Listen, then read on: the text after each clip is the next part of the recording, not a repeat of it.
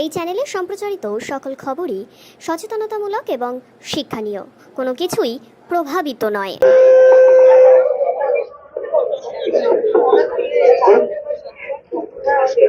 নমস্কার, আপনারা দেখছেন ভিশন প্লাস নিউজ, সঙ্গে রয়েছি আমি সুমি। এই মুহূর্তে আমি রয়েছি স্বাস্থ্য ভবনের সামনে, আর এখানে জুনিয়র ডাক্তারদের যে আন্দোলন তা কিন্তু সরাসরি আপনাদের সামনে ফেসবুক লাইভের মাধ্যমে সম্প্রচারিত করতে থাকছি সেই সকাল থেকে। গতকাল রাত্রে যখন জুনিয়র ডাক্তারেরা আরজিকর থেকে প্রেস কনফারেন্স করে বলেছিলেন যে আজ তারা স্বাস্থ্য ভবন অভিযান করবেন, ঠিক অন্যদিকে তখন আমরা দেখেছিলাম যে মহামান্য সুপ্রিম কোর্টও কিন্তু জানিয়েছিল আজ বিকেল 5টার মধ্যে জুনিয়র ডাক্তার যারা আন্দোলন করছেন, যারা কর্মবিরত আছেন, তাদেরকে যথা তাড়াতাড়ি সম্ভব কর্মে যোগদান করার জন্য। কিন্তু আজ যে চিত্র উঠে আসছে তা কিন্তু একটু অন্যরকম। আমরা এর আগেও দেখেছিলাম লালবাজার অভিযান, এবং আজ ঠিক সেরকমই সেই লালবাজার অভিযানের এই দৃশ্য আজ স্বাস্থ্য ভবনের সামনে। ঠিক কি চিত্র তা কিন্তু আপনারা ভিশন প্লাস নিউজের ফেসবুক লাইভের মাধ্যমে দেখেছেন, এবং বারবার আমরা আপনাদের সামনে সেই চিত্র তুলে ধরার চেষ্টা করছি। ডাক্তারদের মূলত 5 দাবি, সেই 5 দাবি যতক্ষণ না পর্যন্ত রাজ্য সরকার মেনে নিচ্ছে ততক্ষণ পর্যন্ত কিন্তু তারা আন্দোলন চালিয়ে যাবেন, এবং তারাও বারবার জানাচ্ছেন যে তারাও কর্মে ফিরতে চান, তারাও কাজ করতে চান, কিন্তু অন্যায়কে তারা কোনোভাবেই বাড়তে দেবেন না। এতদিন যাবত যা অন্যায় হয়ে এসেছে এবং এখনো পর্যন্ত যা অন্যায় হচ্ছে সবকিছুর প্রতিবাদ নিয়ে নিজেদের 5 দাবি নিয়ে কিন্তু তারা আজ স্বাস্থ্য ভবন অভিযানে এসেছেন। এবং বিশেষভাবে উল্লেখযোগ্য, আজকে ডাক্তারদের এই দাবিতে কিন্তু আমরা দেখেছি ডাক্তারদের সাথে সাথে অনেক সাধারণ মানুষ আছেন যারা কিন্তু এই আন্দোলনে যোগ দিয়েছেন, ডাক্তারদের এই আন্দোলনের পাশে আছেন। সেই চিত্র কিন্তু আমরা বারবার দেখেছি। তাদের এই 5 দাবি যতক্ষণ না পর্যন্ত রাজ্য সরকার মানছে, যতক্ষণ না পর্যন্ত তাদের এই দাবিকে যতক্ষণ না পর্যন্ত রাজ্য সরকার শুনছে বা মানছে, ততক্ষণ অবধি তারা এখানে অবস্থান বিক্ষোভ করবে। এবং তারা যে করুণাময়ী থেকে স্বাস্থ্য ভবন পর্যন্ত আন্দোলন করে এসেছে, মিছিল করে এসেছে, তারপর কিন্তু তারা ঠিক স্বাস্থ্য ভবনের সামনে মাটিতে বসে পড়েছেন। সেই লালবাজারের চিত্র কিন্তু আমরা আবারও দেখতে পেলাম, কিন্তু এবার যেটা অন্যরকম দেখলাম সেটা হচ্ছে সাধারণ মানুষ কিন্তু কাতারে কাতারে ডাক্তারদের পাশে এসে দাঁড়িয়েছে, পা মিলিয়েছে এই আন্দোলনে। এবং বিশেষভাবে উল্লেখযোগ্য, আমরা লালবাজার অভিযানে দেখেছিলাম ডাক্তারেরা কিন্তু একটি প্রতীকী শিরদাঁড়া নিয়ে এসেছিল বিনীত গোয়েলের জন্য।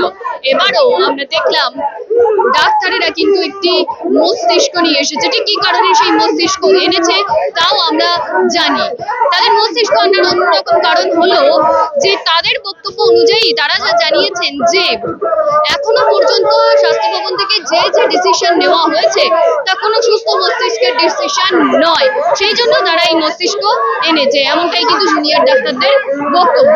এবং এখন বাজে বিকেল 5টা, ঠিক এই সময়ের যে চিত্র স্বাস্থ্য ভবনের সামনে জুনিয়র ডাক্তারেরা যে আছেন, তারা যে অবস্থান বিক্ষোভে আছেন, সেই চিত্র কিন্তু আমরা আপনাদের সামনে তুলে ধরছি। দেখুন সেই ছবি। ক্যামেরায় সৌমিক মহাজনের সঙ্গে সুমি মন্ডলের রিপোর্ট, স্বাস্থ্য ভবন, ভিশন প্লাস নিউজ।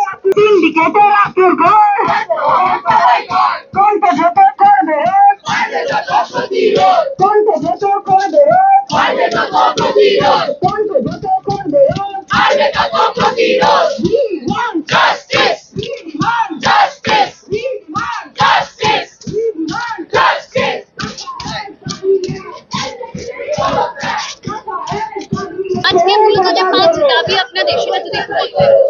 আমাদের 5টি দাবির মধ্যে ডিএমির পদত্যাগ থেকে শুরু করে যথাযথ বিচার, এবং সন্দীপ ঘোষের অবশ্যই এখনো পর্যন্ত যে মামলাতে উনি বিচার চলছে সেটা তো একেবারেই একটা জামিনযোগ্য অপরাধ, যথাযথ সেটা শাস্তি ওনার হওয়া সম্ভব না। আমরা চাই যে অভয়ার ধর্ষণ এবং খুনের মামলায় ওনার বিচার হোক, এবং তার সাথে আমরা হেলথ সেক্রেটারি ডিএমির পদত্যাগ সহ আমাদের বাকি দাবিগুলো পূরণ চাই অবিলম্বে। যতক্ষণ না সেটা হবে ততক্ষণ আমরা এখানে আমাদের যে অরাজনৈতিক শান্তিপূর্ণ সহাবস্থান সেটা বজায় রাখবো।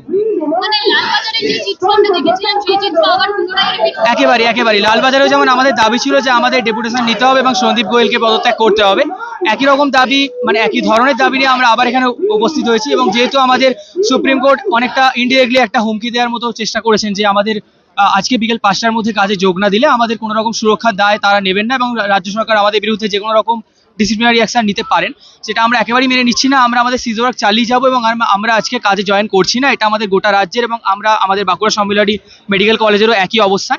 এবং সেই দাবিতে আমরা আজকে অবস্থান চালিয়ে যাবো। আমরা বিকেল 5টা তো এখানেই অনড় থাকবো এবং আমরা এটাই জানাবো যে আন্দোলন চলবে যতক্ষণ না আমার অভয়া দিদির বিচার পাই।